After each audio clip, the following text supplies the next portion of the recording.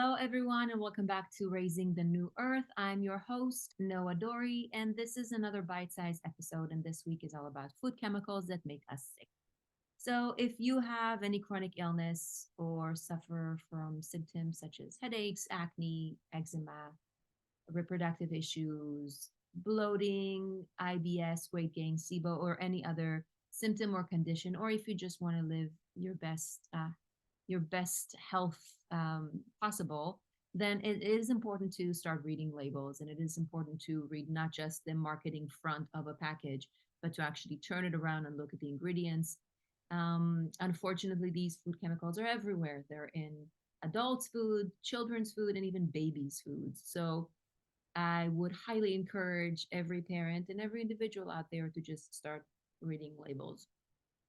These are super addicting food chemicals. I personally can attest to how I feel after I consume some of them. Um, and if you haven't seen a practitioner in a long time, a compassionate practitioner who knows how to restore your gut bacteria and work on starving any pathogens that you currently have existing in your body and build that nutritional equity and that health equity within you, you may feel these food chemicals even more than the average person.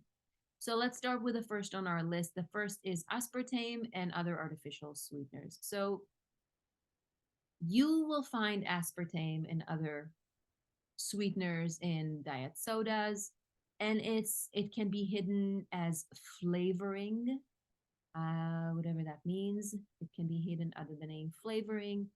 The problem with aspartame is that it goes so deep into the liver, and it is stored in the liver and tends to injure small blood vessels within our liver. And what it does, it causes them to shrink. Um, Other artificial sweeteners are also highly toxic. So, check your little 0 calorie sugar at your favorite coffee spot next time, and try to go for something else. Coconut sugar is always a good one. If you suffer from diabetes, then you can try stevia. Um, Stevia does have aftertaste, and it does matter what ingredients are in that particular stevia that you are going to put into your coffee or your tea. I love raw honey, pure maple syrup, coconut sugar, monk fruit. Again, monk fruit and stevia, some people are still sensitive to it, and it's important to find the cleanest form possible. You can actually buy the stevia plant and put that into your tea or coffee, and I've done that before. It's actually quite delicious. Yeah, and just remember that just because it is derived from a plant, the end result is not at all what the plant had. So just look at other ingredients and, try and see for yourself if it's something that bothers you or not. So that will be the first on our list, aspartame. I mean, every time I meet a girlfriend for coffee or tea, I cringe when I see them reaching for that type of sweetener. Also, it's in a lot of sodas that I see at kids' birthday parties, and I just educate my kids. I just tell them, you know what, it has a chemical that's called aspartame. It makes you X Y Z. Why don't we choose something else? Or I can bring you soda that doesn't have that. So just if the child is old enough, you can absolutely make them partner in their wellness journey. The second one on the list is citric acid. So, citric acid is super irritating to the lining of the stomach and the intestinal tract, and it can cause a whole lot of inflammation in that area and a lot of discomfort, especially if you're sensitive to it.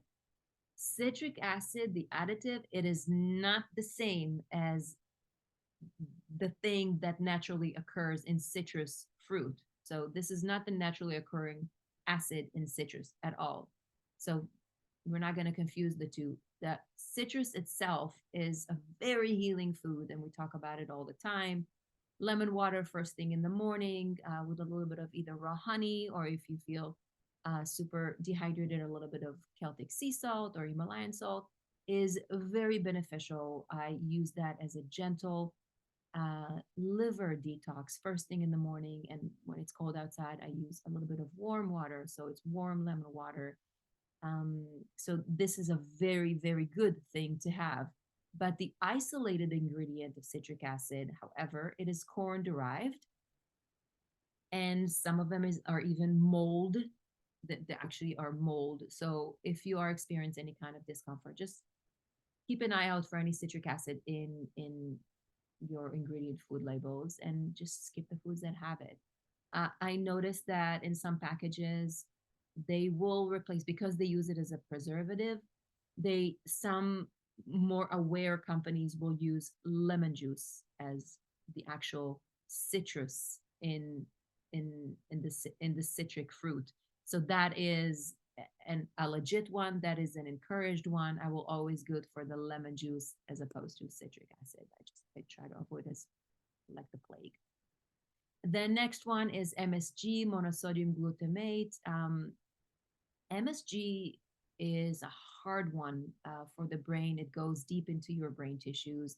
It can cause inflammation, it can cause swelling, and it actually kills thousands of your brain cells. It disrupts electrical impulses, weakens your neurotransmitters, burn out neurons, and can make you feel confused and anxious and even lead to microstrokes. Um, so it is highly toxic, especially for your central nerve system.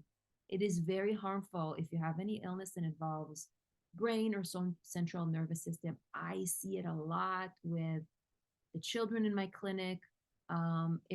If I have any children that suffer from ADD, ADHD, or just um, sensory issues whatsoever, I that will be the first thing I advise the parent to really stay away from MSG. And I also add stay away from natural flavors, citric acid, all of that. It is a highly addicting additive that you should always avoid. So MSG is can be found under different labels. It's anything that's going to say glutamate on the label, hydrolyzed, autolyzed, protease, carrageenan, maltodextrin, sodium caseinate, balsamic vinegar, barley malt extract, yeast extract has MSG in it, brewer's yeast, cornstarch, wheat starch,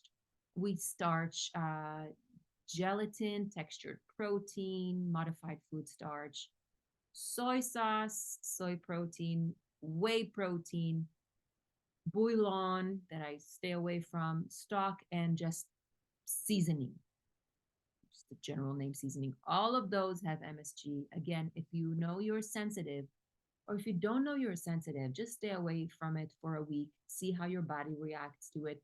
And then when you bring it in, you'll know that this is a highly addicting central nervous system destroyer. So just, do your own trial and error.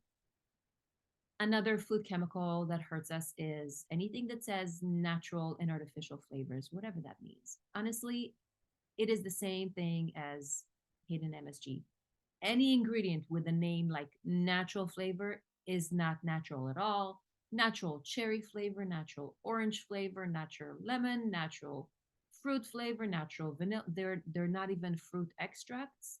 The same goes for any smoke flavor, turkey flavor, beef flavor, natural peppermint flavor. You get the picture, right? So, natural vanilla flavor, same thing. But pure vanilla extract is safe to use. So you see the difference? There's no flavor in that name.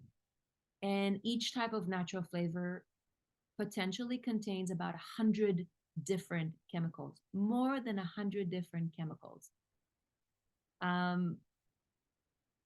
I don't want to have more than 100 different chemicals in my body that I don't know of.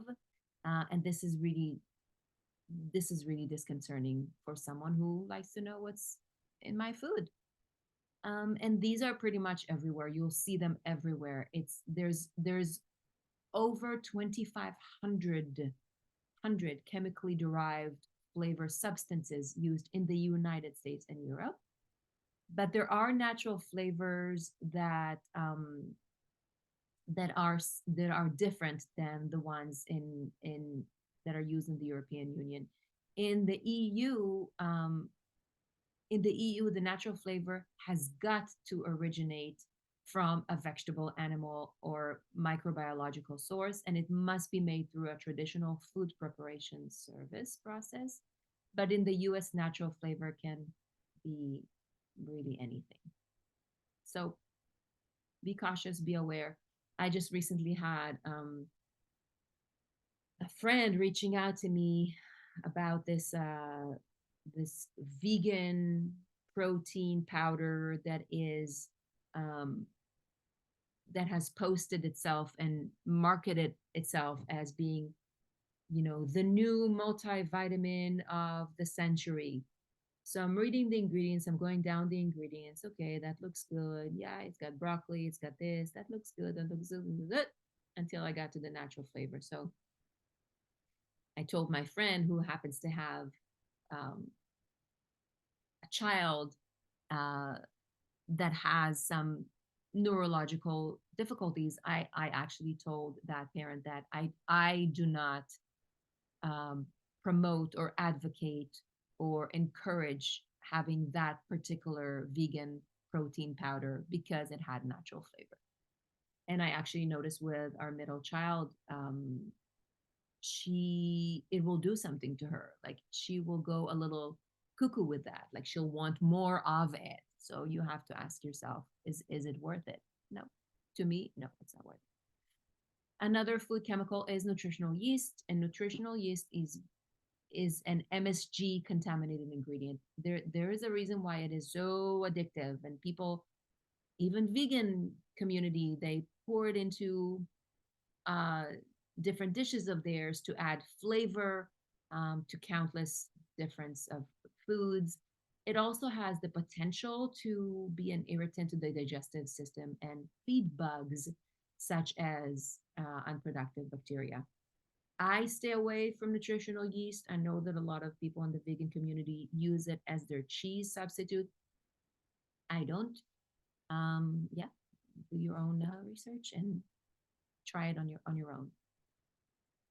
Another one is just the label preservatives. So preservative is such a blank label, but if you're already anti preservative type of eater and you buy foods that you just don't recognize, it doesn't mean they're not being sneaked into your food anyway. So it is important to note that the accountability on from the side of the the companies and the brands is really reckless, at least as as far as the preservative labeling goes. And not to mention that preservatives are still in your liver from the hot dogs you ate decades ago, the milkshake with that imitation fruit flavoring, that red ice cream that wasn't even strawberry, the cotton candy from the fair. Your liver is still working to break it down from a decade ago. So I personally don't want to burden my liver with no preservatives. They just came to the market. Another one is alcohol. So alcohol honestly should not be such a polarity topic. To me, I cannot drink alcohol for the life of me. I tried it a couple of times. I ended up not feeling good at all. It is extremely hard on the liver, extremely hard. And when you feel dizzy, your liver feels dizzy as well. When you feel drunk, your liver is actually drunk as well. It causes the liver to become stagnant. And again, it injures the liver cells and it becomes sluggish. When someone drinks, it prevents the liver from extracting and retaining any vitamins, any minerals, any helpful materials that are also coming through the blood.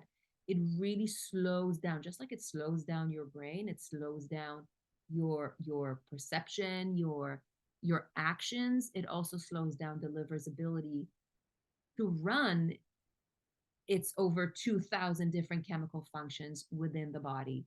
So, and there's a little side note there is that it is really interesting that in our society, if you don't drink, something is wrong with you. Like, I'm being encouraged to drink at every single get together, whether it's with, girlfriends or with neighbors. Like, something must be wrong with me if I don't drink. And it raises a question of, like, what type of a society did we come to? Did we turn into that we need alcohol to numb whatever it is that is going on in our lives and just make ourselves into a fool? I don't get it. So for me, it's a no thank you. I mean, we did go to vacation recently, and I said, you know what, I'm gonna drink. I'm gonna have a drink. I'm gonna see how it is. I haven't, had a drink in a decade. I'm gonna have a drink. And it made me so dizzy. I couldn't finish that drink. It made me so blurry, so weak. I was like, oh my gosh, if this is how I'm supposed to feel when I'm having fun, then no thank you. No thank you. But again, balance. I do promote balance. If someone does like drinking and their blood sugar levels are not worrying some, then I don't like taking away the client's, you know, only only thing that he or she are looking forward to at the end of the day. So what I do say to my clients is like, cut it in half. So if you've been cooking with wine and without you even noticing or enjoying the wine, you're chugging down 2, 3 glasses of wine, that's too much. That's too many.